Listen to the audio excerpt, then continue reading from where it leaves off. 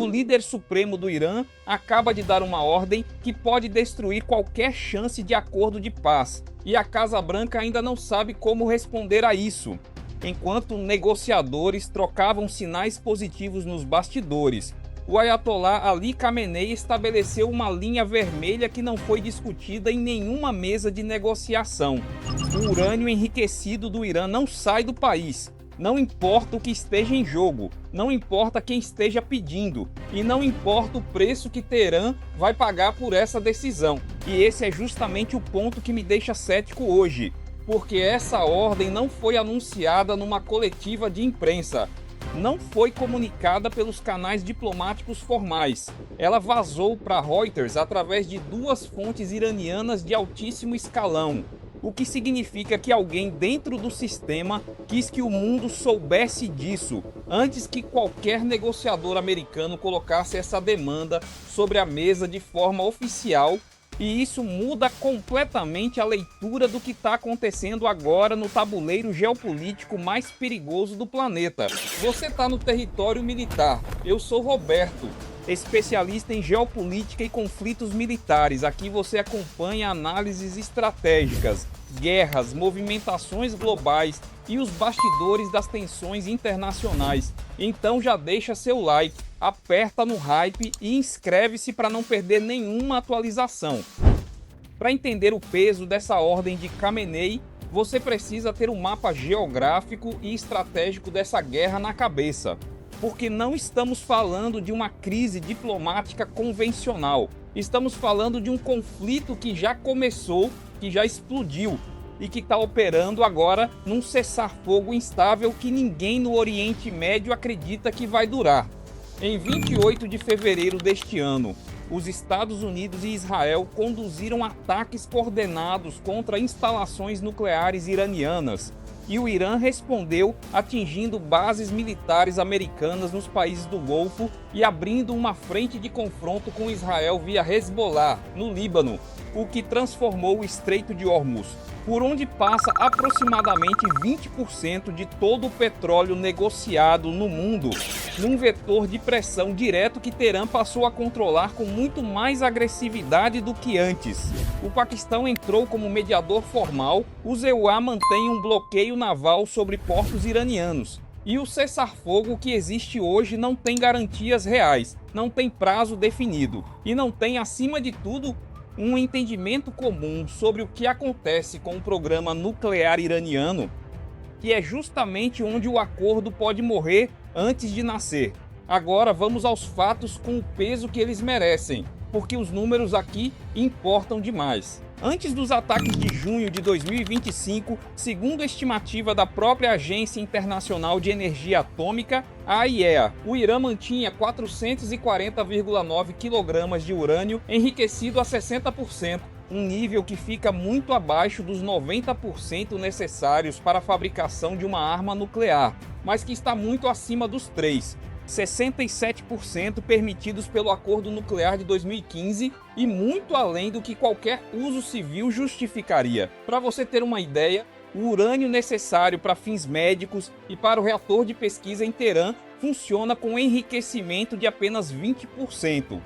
Após os ataques americanos e israelenses sobre as instalações nucleares, o chefe da AIEA, Rafael Grossi, declarou em março que o estoque estava principalmente concentrado num complexo de túneis em Isfahan e que a agência estimava que pouco mais de 200 kg ainda permaneciam intactos naquele local, com uma quantidade não determinada guardada em Natanz, onde o Irã operava 2 centrais de enriquecimento. Então não estamos falando de material simbólico, estamos falando de um volume que, dependendo do grau de enriquecimento adicional que o Irã consegue executar, pode estar a menos de um passo de uma capacidade operacional de arma. A Reuters, numa apuração exclusiva publicada em 21 de maio, revelou através de 2 fontes de alto escalão dentro do establishment iraniano que a diretriz de Khamenei é clara e consolidada.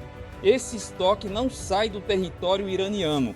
E o raciocínio por trás disso não é apenas ideológico, é estratégico.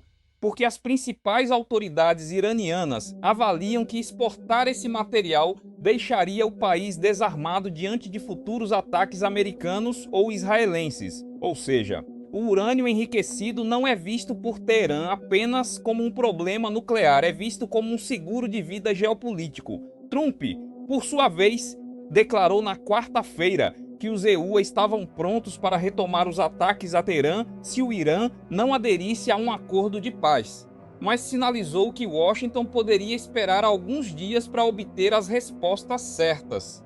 E já é aí que a crise dentro da crise aparece com toda a sua força.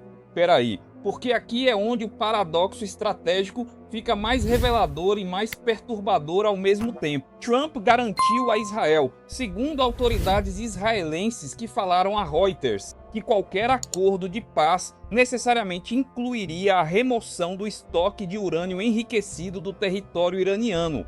Sem essa cláusula não há acordo, não há fim de guerra, não há normalização. E Netanyahu foi categórico ao dizer que não reconhece o fim da guerra enquanto o urânio estiver em solo iraniano, enquanto o Irã apoiar milícias por procuração e enquanto as capacidades balísticas de Teherã não forem eliminadas, mas a ordem de Khamenei, emitida agora, neste momento, vazada estrategicamente para a imprensa ocidental, contradiz diretamente o que Trump prometeu a Netanyahu. Então você tem uma situação em que os americanos prometeram uma coisa aos israelenses que os iranianos recusam formalmente, e se Trump recuar dessa promessa para salvar as negociações, ele fragiliza a confiança com Israel no pior momento possível.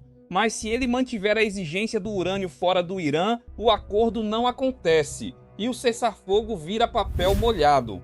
E tem uma camada a mais que a maioria das análises não está considerando. As fontes iranianas deixaram explícito que existe dentro do establishment em Teherã uma suspeita profunda de que o cessar-fogo atual é um engano tático de Washington, uma pausa calculada para criar sensação de segurança antes de uma segunda onda de ataques aéreos, e o principal negociador de paz iraniano, Mohammad Bakr Kalibaf, confirmou isso publicamente na quarta-feira ao citar movimentos óbvios e ocultos do inimigo, como evidência de que os americanos estão se preparando para atacar de novo. Pergunta que fica no ar: se o Irã acredita que o cessar-fogo é uma armadilha, por que entregaria seu único trunho estratégico, o urânio, antes de ter garantias concretas de que não vai ser atacado novamente? Esse tipo de impasse não é novo na história da não proliferação nuclear, e tem um caso que serve como espelho perfeito para o que está acontecendo agora com o Irã. Em 2003, a Líbia de Muammar Gaddafi negociou a abertura completa de seu programa de armas de destruição em massa em troca de normalização diplomática com os Estados Unidos e a União Europeia, o que incluiu a remoção física de material nuclear, componentes de armas químicas e tecnologia de mísseis. Tudo saiu do país, tudo foi desmantelado sob supervisão internacional. Não existe analista de inteligência iraniano que não tenha estudado esse caso com atenção cirúrgica. E a conclusão que Teherã tirou do experimento líbio é exatamente a que está moldando a postura de Khamenei hoje. Desarmamento voluntário não gera segurança, gera vulnerabilidade. E o único seguro que protege um regime contra intervenção externa é manter uma capacidade que o agressor não quer que você tenha. A Coreia do Norte chegou à mesma conclusão por um caminho diferente. Nunca negociou seu programa nuclear a sério, desenvolveu armas, testou mísseis intercontinentais. E hoje nenhum presidente americano fala em mudança de regime em Pyongyang. Falam em gestão da ameaça, o que é uma forma elegante de dizer que o deterrence funcionou. O Irã observa os dois casos e tira sua própria conta. O impacto dessa crise vai muito além do Oriente Médio. E é aí que o teatro de operações ganha dimensões que afetam diretamente a economia global e o equilíbrio de poder que o mundo conheceu nos últimos 30 anos. O Estreito de Hormuz movimenta cerca de 17 a 21 milhões de barris de petróleo por dia, segundo dados da Administração de Informação de Energia do EUA. o que representa aproximadamente um quinto de toda a demanda global por petróleo. E o Irã está controlando esse acesso com uma mão na chave desde o início do conflito.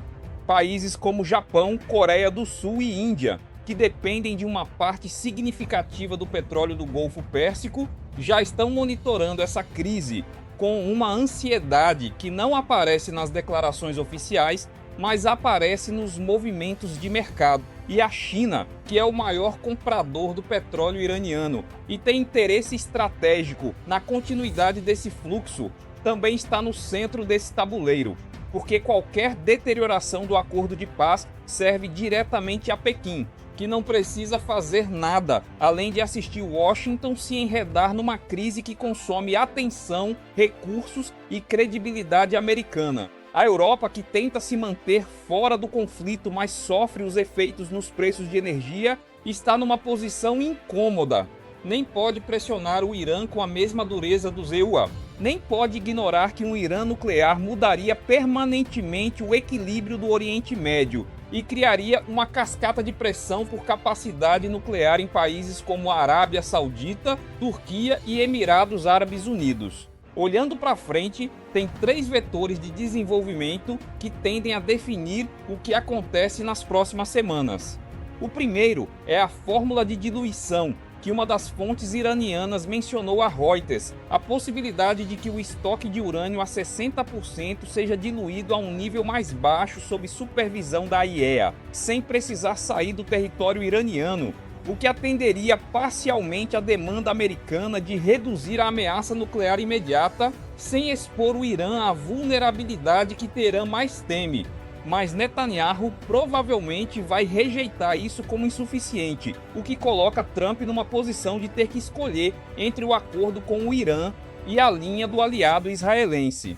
O segundo vetor é a possibilidade de que Trump decida autorizar novos ataques, ou dar luz verde a Israel para retomar operações, caso as negociações não avancem nos próximos dias, o que o próprio Trump sinalizou publicamente na quarta-feira. Mas tanto Israel quanto os EUA ainda não têm uma leitura clara do que sobrou da capacidade nuclear iraniana após os ataques de junho. E atacar sem saber o que você está atacando é um risco operacional e de inteligência que nenhum general responsável recomendaria. O terceiro vetor, e talvez o mais subestimado, é o papel do Paquistão como mediador, porque Islamabad tem uma relação histórica complexa com Teherã, tem sua própria experiência como potência nuclear fora do Tratado de Não Proliferação, e tem interesse direto em que o conflito não escale a ponto de desestabilizar toda a região, mas a influência paquistanesa tem limites muito claros quando a decisão final pertence a Khamenei. Então aqui chegamos ao ponto que define tudo. Khamenei não está apenas negociando a posse do urânio. Ele está testando se os Estados Unidos têm a disciplina e a clareza estratégica para sustentar uma demanda que prometeram a Israel sem explodir o único processo diplomático que existe. E por enquanto a resposta americana não chegou. O que a ordem do líder supremo revelou não é só a posição do Irã sobre o urânio. É que Teherã leu o jogo libiano, leu o jogo norte-coreano e decidiu que nenhum ativo estratégico sai do país antes de haver garantias absolutamente concretas de sobrevivência do regime e garantias no vocabulário da geopolítica real. Não são palavras numa mesa de negociação, são fatos no campo ou acordo que o mundo precisa, pode estar a dias de ser possível. Ou pode já ter morrido ontem à noite com a diretriz que saiu de dentro do gabinete do líder supremo. E enquanto isso, o Estreito de Hormuz permanece sob tensão. Esse é o nível de incerteza real que está moldando o mundo agora. E qualquer pessoa que te ofereça certezas sobre o desfecho dessa crise não entendeu o tabuleiro. As fontes estão na descrição, deixa o like, inscreve-se e acompanhe os comentários para continuar a análise com a comunidade.